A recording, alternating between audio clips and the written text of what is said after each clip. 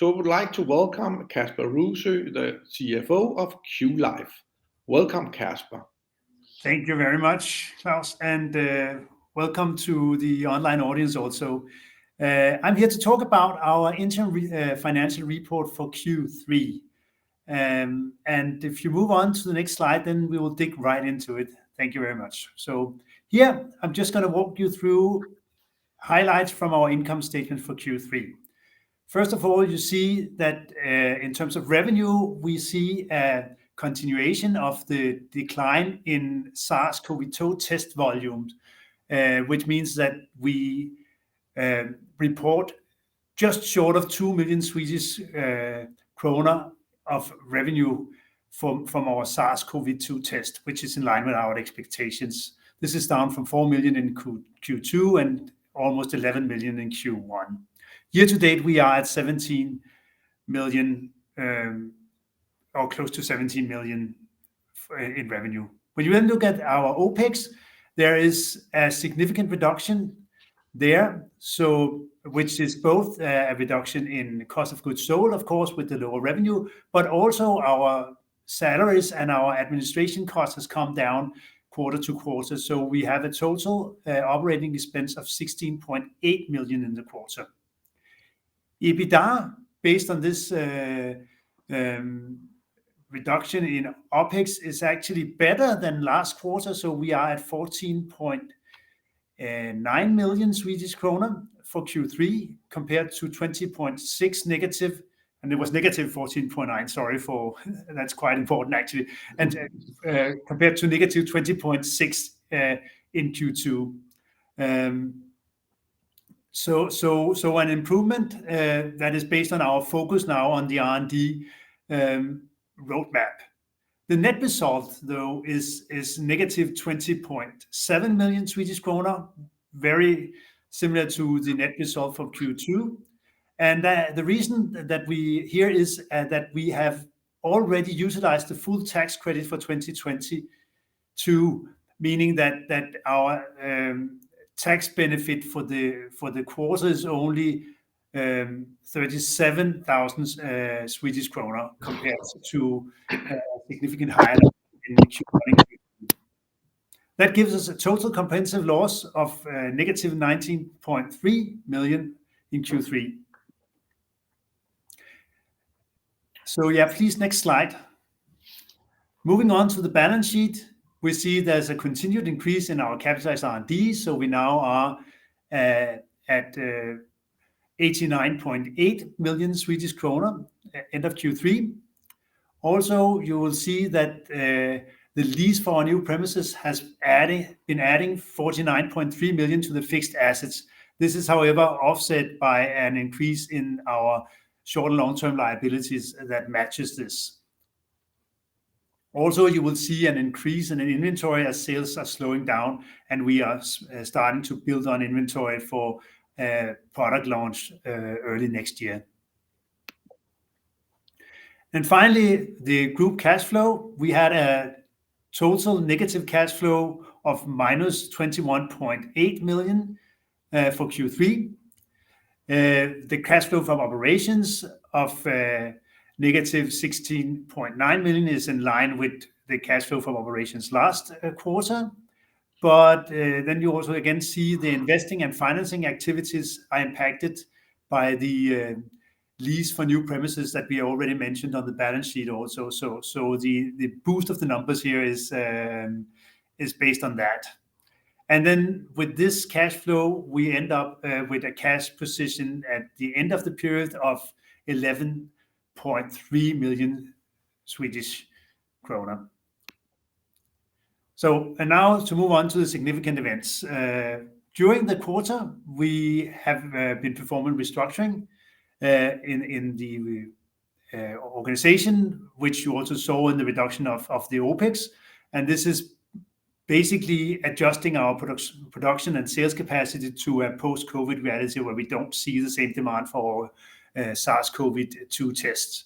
Also, we announced a rights issue that has been performed in Q3, and the outcome of that rights issue was 70% subscription, giving a total proceed of 53.1 million before transaction cost.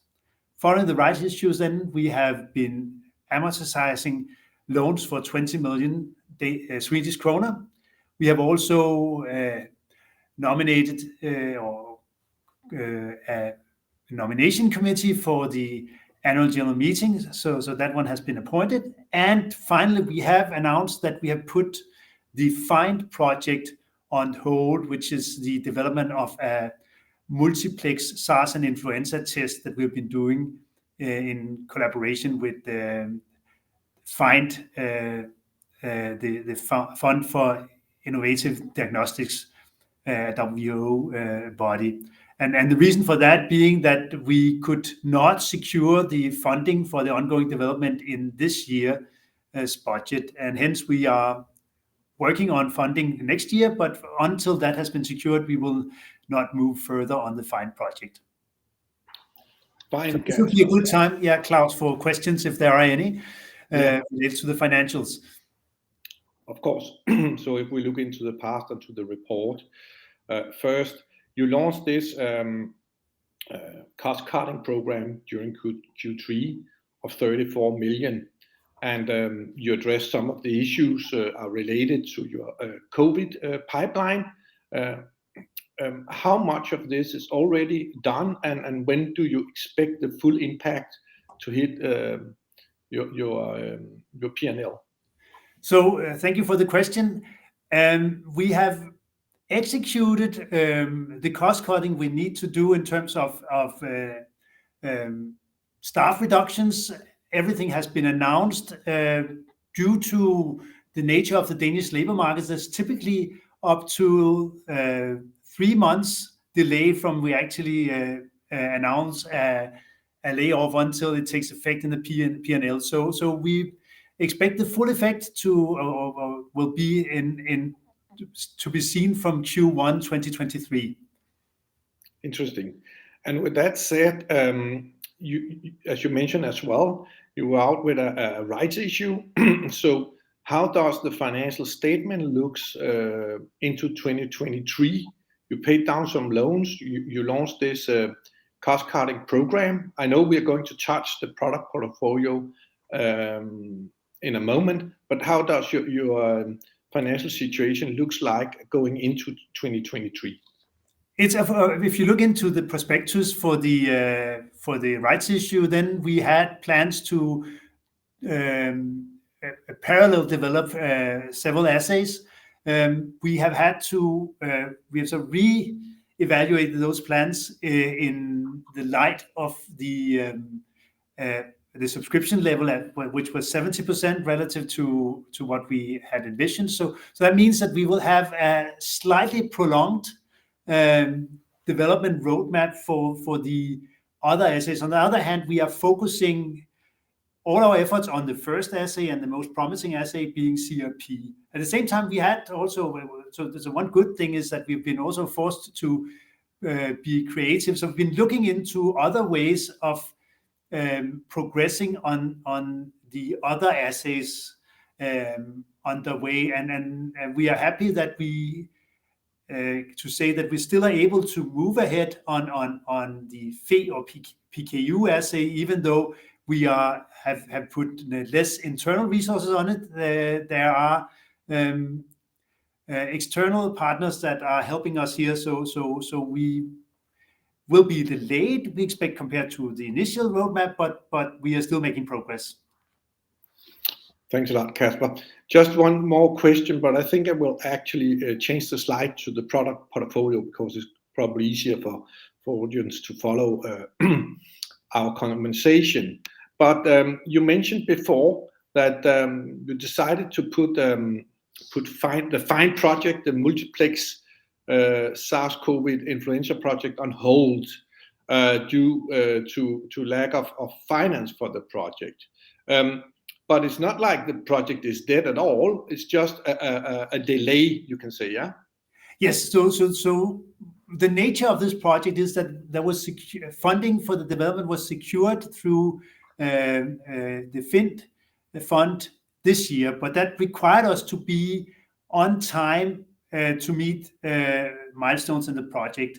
And the last milestone that we had to meet in November this year was unfortunately missed because we had supply chain issues that prevented us from being ready to do clinical trials. And hence, since we couldn't meet the milestone, the funding and the budget for this year has been sort of swiped internally in Finn and defined, and then they have to go and do a new budget for next year. We are working with them. They are still very happy about our progress on the project, but needs to make sure that funding to finish this makes it to next year's budget.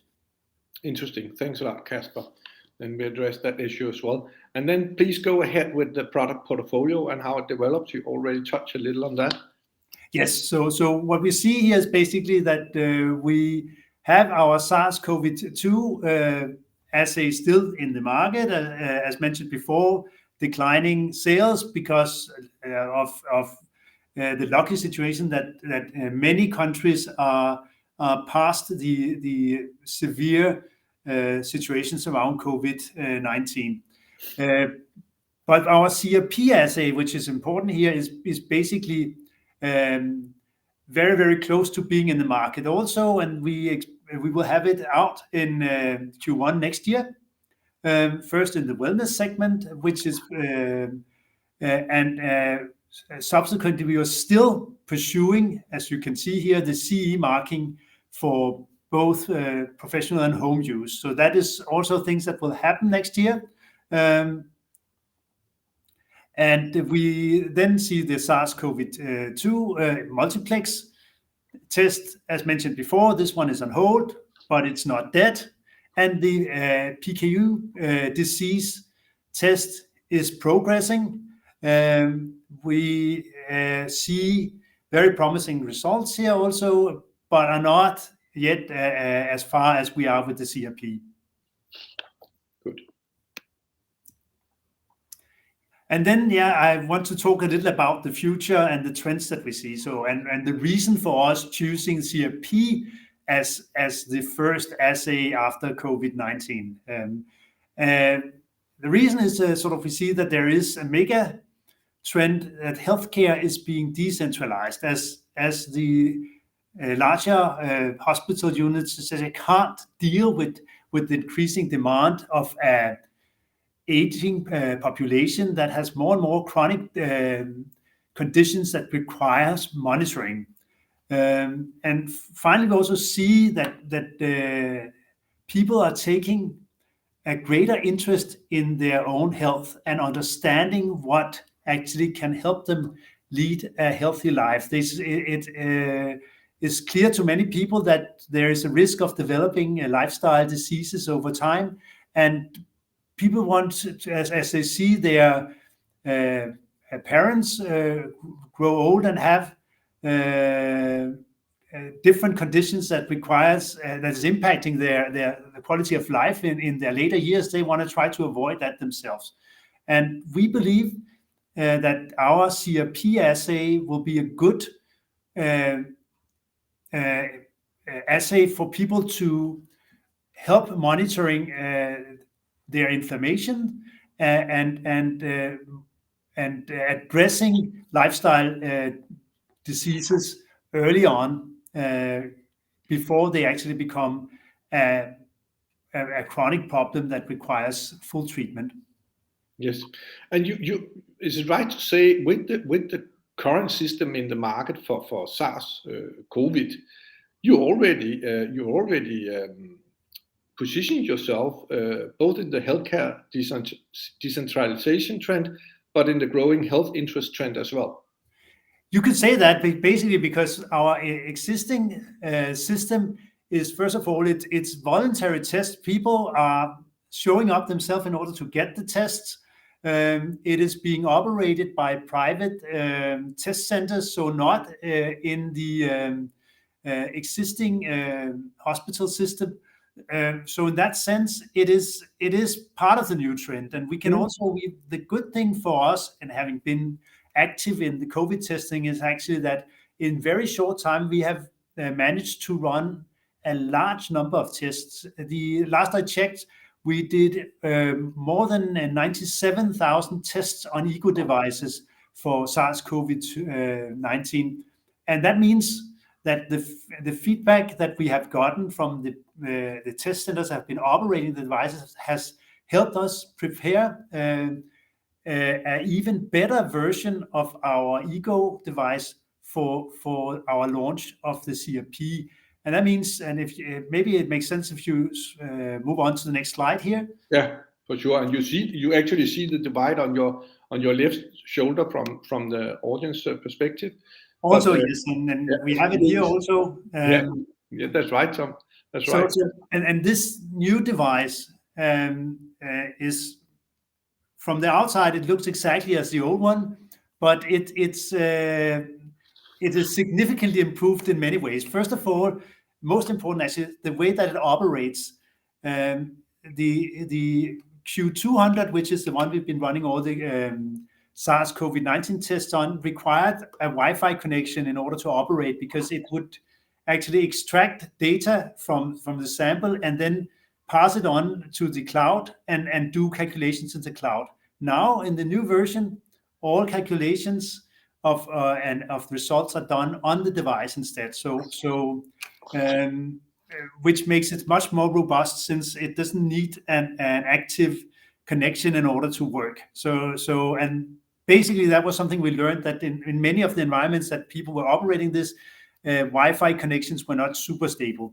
So what it does now today is actually the app is pulling firmware and making firmware updates to the device. Then it is also identifying the test that needs to be run, and then it asks the device to run the test, but the full test script is now sitting on the device. All the calculation is being done on the device. Results come back to the app, and the app can then distribute results back to the cloud if needed. That's quite convenient and a big improvement. But please tell us a little about what value you have created with the ecosystem besides the Ego device itself. So another super interesting and actually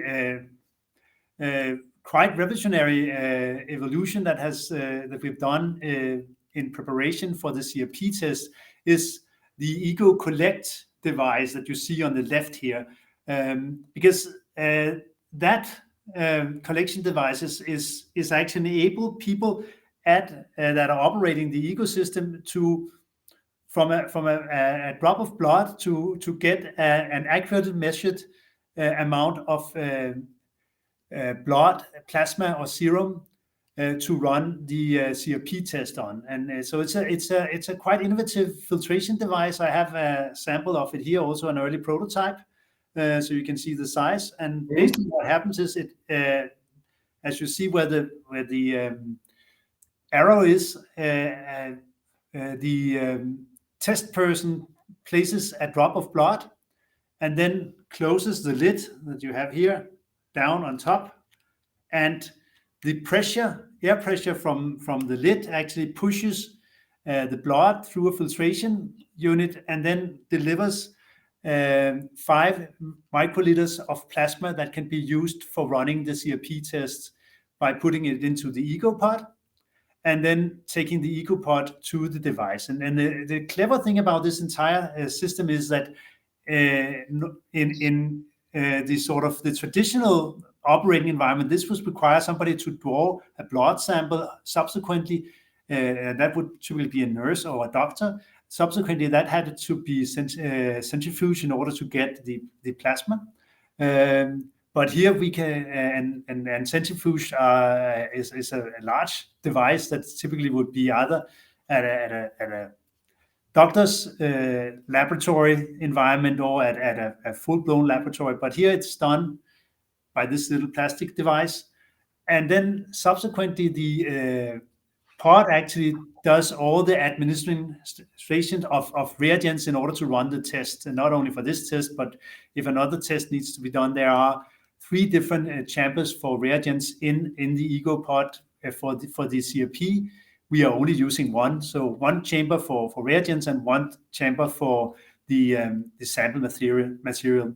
And talking about reagents, actually, in COVID-19 test, we were distributing all our test capsules at minus 20 degrees, which is super expensive and rather inconvenient, actually, since we needed dry ice for all our packaging, and it was a complex logistics exercise to get test capsules out to our test centers. What we have done since then is we've developed a method for freeze drying the reagents in small lyo beads, so we can now distribute our test capsules at room temperature without any impact to the lifetime that they are actually working. Then we've also been improving the app, and as I mentioned, the way that the entire system operates now in an unplugged environment. So quite some substantial improvements that has heightened the chance that the ecosystem in the ultimate goal of home use will be a success. Interesting, Kasper. So with that said, just to make a brief sum up, we briefly touched the financial situation, your cost cutting, the latest share issue, and also, of course, you focus more now than then, and you focus on CRP, and we should expect to see something during Q1 market-wise. You have improved everything due to feedback from people who test actually the equipment, which is of course normally right to do to develop your product so it's ready for the market. So we really look forward to meet you again and meet you and the team in relation to CRP because I think that's going to be our next event. Yes. So with Thank that, you. One important point to make: it's not only test in the market; it's actually real life use at large scale, where we have gathered quite some knowledge. So it's more than just test run, right? It has been a real situation with the COVID, and I think that's makes the feedback even more valuable to us. For sure. Oh no, for sure. I'm sorry, Kasper. For sure. Yes, that's right. Yes, thanks a lot, Kasper, for good presentation. Thank you, Klaus. And I'm looking forward to speaking to you again soon. Yeah, and me